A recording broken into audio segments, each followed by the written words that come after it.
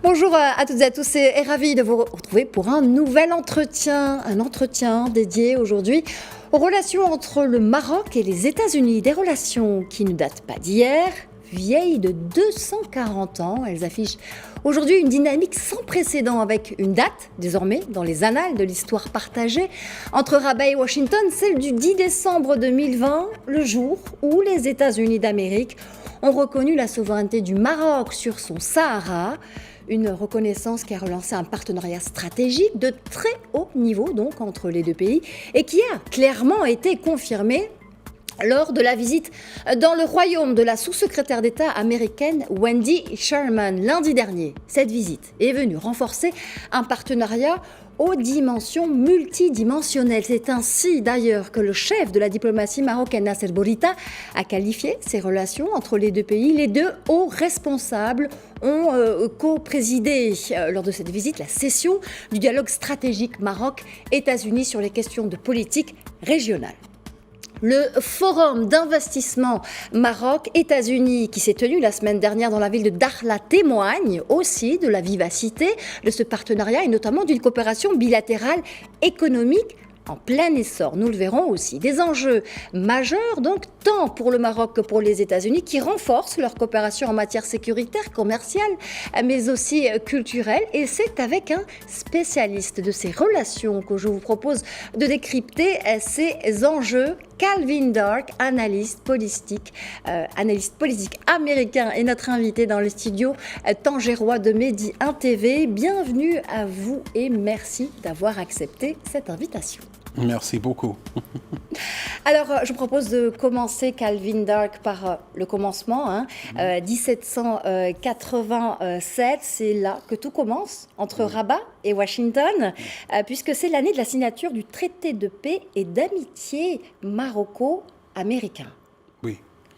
Et je trouve que même les Américains qui ne connaissent pas vraiment le Maroc, ils connaissent ce fait que le Maroc et les États-Unis ont ce traité et relation de plus de 2 siècles. Alors, de moi, je suis fier de ça. Ce sont des relations séculaires. Hein? Oui. Et ça continue maintenant. Et comme vous avez dit avec le dialogue stratégique, c'est vraiment le moment pour les États-Unis et pour le Maroc, parce qu'il y a beaucoup de crises au monde, mais on a déjà les relations. Maintenant, il faut un plan, c'est-à-dire le dialogue stratégique, pour vraiment préciser qu'est-ce qu'on va faire comme amis alliés. Alors justement, on va y venir. Alors, lors de sa visite, la responsable américaine, Wendy Sherman, la sous-secrétaire américaine, a souligné que les États-Unis continuaient de considérer le plan d'autonomie marocain comme sérieux, crédible et réaliste, et en tant qu'approche pouvant répondre aux aspirations des populations de la région. Je parle du dossier du Sahara. J'aimerais, Calvin Dark, que l'on revienne sur ce soutien de Washington, réitéré par la sous-secrétaire d'État Wendy Sherman. Oui, parce que c'était vraiment un changement quand les États-Unis, à la reconnaissance de la marocanité du Sahara en 2020, juste avant le prêt-serment de Joe Biden. Et maintenant, avec la visite de Wendy Sherman, ça renforce ça, parce que pour les Américains, quand on met de l'argent, l'investissement, le commerce, c'est vrai. C'est pas juste des mots diplomatiques ou un changement politique. Et comme j'ai dit à mes amis aux États-Unis, par exemple, qui me demandent qu'est-ce que c'est l'importance de Sahara pour le Maroc, pour les États-Unis, je dis que ça ouvre pour l'investissement, le commerce. Et pour les Américains, quand ce train part de la station, il ne revient pas, il n'arrête pas. Et ça, c'est vraiment important pour cette politique américaine. C'est vraiment important pour cette politique américaine. C'est vrai que c'est un partenariat stratégique et les deux hauts responsables l'ont dit, tant Nasser Bourita, côté marocain, que Wendy Sherman, côté américain. C'est une relation qui est ancrée dans des intérêts partagés en matière de paix, de sécurité aussi, c'est important, et de prospérité régionale. Est-ce qu'on peut revenir sur ces mots qui sont porteurs de messages importants ? Oui, parce que ça montre, avec la reconnaissance du Sahara, par exemple, c'est pas juste les bénéfices économiques pour le Maroc et les États-Unis, mais spécifiquement pour la région, pour les habitants du Sahara, qui avant n'avaient pas vraiment les bénéfices de cet investissement international. Et pour moi, je crois que c'est bien l'heure de vraiment promouvoir ça. Alors pour les visites des gens de l'ambassade américaine à Rabat jusqu'à les provinces du Sud, et aussi la visite de Wendy Sherman, ça montre que c'est pas juste les bénéfices économiques pour le Maroc, mais c'est pour la région qui en a besoin. Oui. Donc la population des provinces du Sud qui sont directement bénéficiaires aussi de ce partenariat. Oui, oui, oui, parce qu'à cause du conflit, ils n'ont pas, depuis, plus âgés que moi en fait, depuis 40 ans, le vrai bénéfice de l'investissement africain, mais aussi américain. Et ça ouvre la porte. Oui. Ça ouvre la porte, oui. Alors, dans ce contexte, Calvin Dock, par la voix de Wendy Sherman, la diplomatie américaine a également salué le rôle positif du Maroc pour le soutien des efforts de l'ONU dans le processus politique de la Libye, cette fois, et notamment l'accueil du dialogue interlibyen au Maroc. Est-ce que vous pouvez nous parler de ça? Oui, pour les États-Unis, c'est très important parce que il y a l'impression toujours que les États-Unis ont des droits partout au monde. Mais vraiment, la politique de Joe Biden, et un peu pour les républicains aussi, c'est pas d'être partout et d'être tout pour tout le monde. Ils cherchent des alliés qu'on peut avoir confiance, et les alliés qui sont les leaders dans la région, qui connaissent mieux la région que les États-Unis. Et pour la situation en Libye, c'est bien le Maroc. Alors, c'est ce qu'on dit en anglais un choix facile pour nous, parce qu'on a déjà le leadership dans la région et aussi un allié des États-Unis. Alors, je crois que les États-Unis vont soutenir le Maroc parce que c'est mieux de mettre les mains américaines dans la situation, parce que parfois ça n'aboutit pas exactement où on veut. D'accord, donc un allié aussi sur le continent africain, un allié de choix pour les États-Unis. Oui, oui, oui. Et un allié de confiance, oui. Un allié de confiance. Alors, je vous propose de parler maintenant précisément du rôle du Maroc, plus largement sur le continent. En matière de paix au Sahel, notamment. Oui, parce que à part des bénéfices économiques des relations entre les États-Unis et le Maroc, on va en parler. Oui, il y a la question de stabilité, parce que sans la stabilité, on ne peut pas vraiment promouvoir les intérêts économiques. Et le Maroc, parce que pour le peuple marocain, c'est important, la sécurité dans la région et aussi pour les autres pays. Mais c'est aussi important pour les États-Unis parce que nous avons des intérêts ici. Si on va dire aux businessmen américains de venir au Maroc, par exemple, pour investir, on ne peut pas le dire sans la sécurité.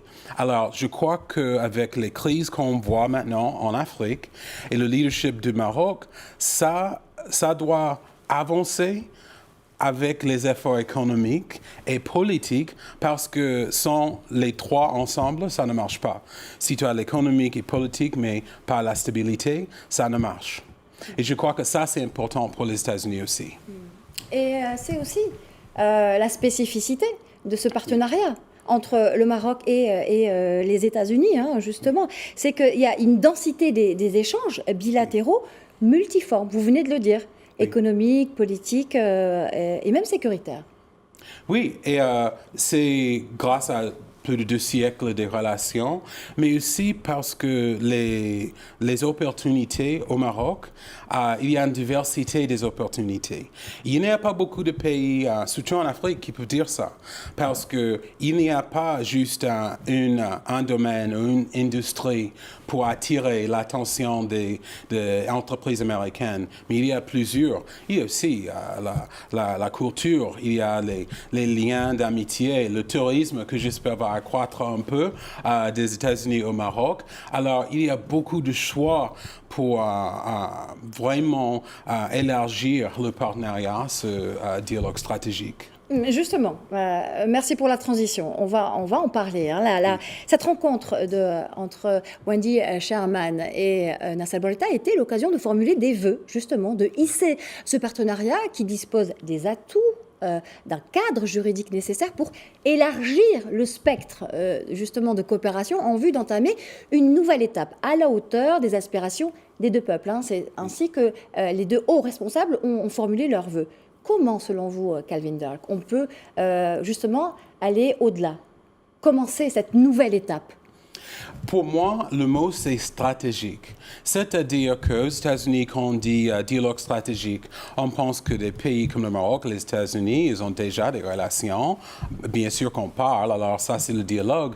Mais c'est la partie stratégique qui c'est très important. Parce que ça veut dire qu'on va poursuivre des projets et des initiatives avec détail, avec un plan, avec des buts pour le bénéfice des Américains et aussi pour les Marocains. C'est-à-dire, s'il y a des industries, par exemple, qui ont besoin d'investissement, on va faire un plan d'ici à 5 ans, 10 ans. On va mettre ensemble les entreprises américaines et marocaines. C'est pas justement qu'on parle des choses qu'on veut faire, mais on a vraiment un plan. Et pour cette réunion entre Wendy Sherman et M. Bourita, c'était très important parce qu'ils ont vraiment fait un plan avec des pas, avec des milestones, comme on dit, pour on peut en 5 ans voir qui va bien, qui ne va pas, et qu'est-ce qu'il faut faire pour élargir encore les relations et ce partenariat. Une question de mise en œuvre, oui. Justement. Là, on a un turning point de la relation entre les deux pays. Mais il y a déjà des choses concrètes et solides qui existent, notamment la coopération en matière sécuritaire. J'aimerais que vous nous disiez un mot, Calvin Dirk, sur précisément cette coopération qui existe au sein des exercices communs militaires African Lion. Oui, j'espère que ça va continuer comme avant. Je sais qu'il y avait une pause à cause de Covid-19 et je sais qu'il y a des gens qui n'ont pas de bonnes relations entre les États-Unis et le Maroc. Ils ne veulent pas que ça continue, mais je crois que ça va continuer parce que, entre tous les pays, il y a toujours des différends, des opinions qui ne sont pas les mêmes, mais les priorités sont les mêmes. Et je crois que pour le Maroc et les États-Unis, ces efforts sécuritaires, c'est la priorité. On peut parler des autres choses, on peut parler des autres opinions ou des autres déclarations, des autres projets, mais il faut que la sécurité soit la priorité parce que ça protège les intérêts américains, européens, mais aussi les intérêts marocains aussi. Alors, la sécurité, une priorité, vous venez de le dire, et une convergence d'intérêts également. Parmi les autres priorités, il y a la santé également. On est encore dans cette pandémie, dans cette crise sanitaire, et il s'agit d'un partenariat qui continue de se faire entre les deux pays. Est-ce que vous pouvez nous dire le regard que vous posez sur la campagne de vaccination anti-Covid qui s'est déroulée au Maroc, du point de vue depuis Washington? Oui, moi, parce que j'ai des collègues et des amis au Maroc, après les infos aux États-Unis, à Washington, je regarde qu'est-ce qui se passe au Maroc. Moi, je dis que c'était un très bon travail, surtout au niveau de la mentalité. Malheureusement, chez nous, c'était un sujet politique, pas de la santé. Et pour moi, ça n'a plus de sens. Je comprends qu'il y a des autres stratèges pour protéger les gens, mais parce que Covid-19 s'est passé au milieu de 2020 où il y avait des élections, c'était plutôt politique. Pour moi, j'ai vu ici que, comme tous les pays, il y a une dimension politique, mais il y a un effort commun des gens pour vraiment lutter contre le Covid-19, pour promouvoir les vaccinations et pour en sortir, enfin. Et pour en sortir, enfin, pour justement relancer la vie et l'économie aussi. On va parler un mot d'économie, Calvin Dark, maintenant, avec Dakhla, précisément, qui a abrité la semaine dernière le forum d'investissement Maroc-États-Unis. L'objectif, c'était de développer les investissements directs américains dans cette région importante pour le royaume, dans les provinces du Sud. Oui. Agriculture, tourisme, énergie renouvelable. Là encore, les enjeux sont importants, même névralgiques, je dirais, pour les deux côtés. Hein. Oui, et ce forum, c'était très important parce que les entreprises américaines qui, par exemple, connaissent l'histoire du Maroc, le pays, les régions, ils connaissent le dossier du Sahara. Et malheureusement, dans le passé, Dakhla, ça veut dire pour eux, ah oui, c'est le lieu où il y a le conflit, où il n'y a pas beaucoup d'opportunités d'investissement. Maintenant, ça a changé. C'est le turning point que vous avez dit, que maintenant, on va penser à Dakhla et les autres villes dans les provinces du Sud comme opportunité, pas juste un point sur la carte pour le dossier du Sahara, mais où il y a des industries, où il y a des habitants qui ont besoin de cet investissement et ce commerce. Alors, je crois que ça, c'est important, ce forum, mais c'est encore plus important à l'avenir, qu'il y a des programmes comme Prosper Africa, il y a des autres partenariats qui ont commencé en 2020. Ça montre qu'aux États-Unis, même s'il y a un président à l'autre, il y a vraiment cet engagement vers de soutenir nos alliés. Et ça, c'est bon parce qu'en 2024, peut-être on va avoir un autre président américain, peut-être va être Biden, on ne sait pas. Mais j'ai la confiance que ça va continuer, que tous les programmes comme Prosper Africa et ces forums d'investissement à devenir, le but, c'est de vraiment faire connaître Dakhla et les autres régions pour les entreprises et les business people américains. Et Prosper Africa, qui est un des programmes d'envergure américains sur le continent. Oui. Et je crois que ça va être aussi un modèle pour les autres pays africains pour participer au programme. Parce que, comme nous avons parlé un peu de la sécurité et la stabilité, c'est la vérité que les États-Unis, ils ne vont pas promouvoir l'investissement dans les pays, dans les régions où ils n'ont pas la confiance que c'est stable et il y a de sécurité. Alors, si les autres pays africains voient ce qui se passe au Maroc, ce qui est possible, les opportunités, ça va attirer plus de partenariats avec les autres pays. Alors, voir le Maroc, géostratégiquement, c'est entre les autres pays et les États-Unis, ils vont bénéficier de ça aussi, parce que plusieurs pays vont passer par le Maroc pour commencer leur partenariat avec les États-Unis. Et ça aussi, c'est névralgique pour les États-Unis. Oui, exactement. Calvin Dark, le déplacement de Wendy Sherman à Rabat lundi dernier a coïncidé avec la célébration de la Journée internationale des droits de la femme. Et à cette occasion, la responsable américaine est revenue sur le leadership du roi Mohammed VI, notamment dans la mise en œuvre d'un agenda de réforme de grande envergure et notamment sur la promotion de la condition de la femme marocaine. Oui, parce que moi, depuis 15 ans, quand j'ai fait mes études supérieures à Rabat, je connais bien l'histoire, le bilan que le pays, le roi, qui a quand il s'agit de la promotion de la femme. Et pour nous aux États-Unis, parce que comme pour tout le monde, il y a beaucoup de crises. Mais une chose positive qu'on a vue il y a 3 semaines, c'était pendant le discours du président Biden devant le Congrès. Il y avait 2 femmes derrière lui, vice-président et la présidente de la Chambre. C'est-à-dire, après le président, sont 2 femmes au pouvoir. Et ça ouvre beaucoup aux États-Unis. Alors, je crois que ça, c'est autre chose que les 2 pays ont en commun. Que même avec les challenges, les défis, les difficultés, les crises des 2 pays en Europe, en Afrique, on travaille aussi sur les projets très important de promouvoir la femme pour que cette image des deux femmes derrière Biden, pour qu'en 10 ans, c'est pas rien de spécial, c'est normal. Et ça, c'est le but aux États-Unis. Je crois que ça, c'est le but ici au Maroc, de continuer de promouvoir la position de la femme. Et beaucoup plus que l'image. Vous parlez d'avoir une image de ces deux femmes, effectivement, à des postes décisifs et stratégiques aux États-Unis. C'est vrai qu'au Maroc, nous avons au sein du gouvernement des femmes qui ont été nommées à des postes et des ministères stratégiques. Le tourisme, la transition énergétique, l'économie. Oui, et c'est dans ce domaine que les États-Unis peuvent apprendre beaucoup du Maroc, parce qu'on a une vice-présidente, mais très peu de sénatrices femmes au Sénat.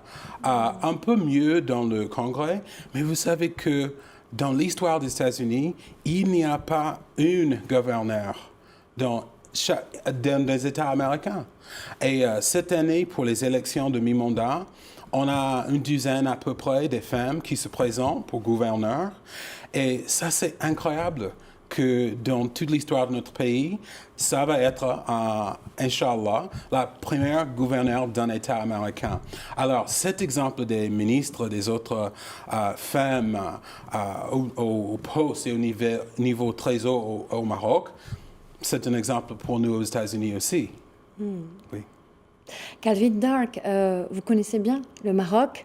Vous avez une relation particulière puisque vous avez fait une partie de vos études à Rabat. Oui. Je crois savoir même que vous parlez très bien la Darija. Est-ce que vous pouvez nous parler de ce lien personnel que vous avez avec le royaume? Oui, en fait, cette année, c'est le 40e anniversaire du Fulbright au Maroc. Et moi, j'ai eu une bourse de Fulbright. Et en fait, ma première journée de classe d'arabe, c'était le 10 septembre 2001. C'est-à-dire le mardi 11 septembre, j'étais ici, américain, à Rabat.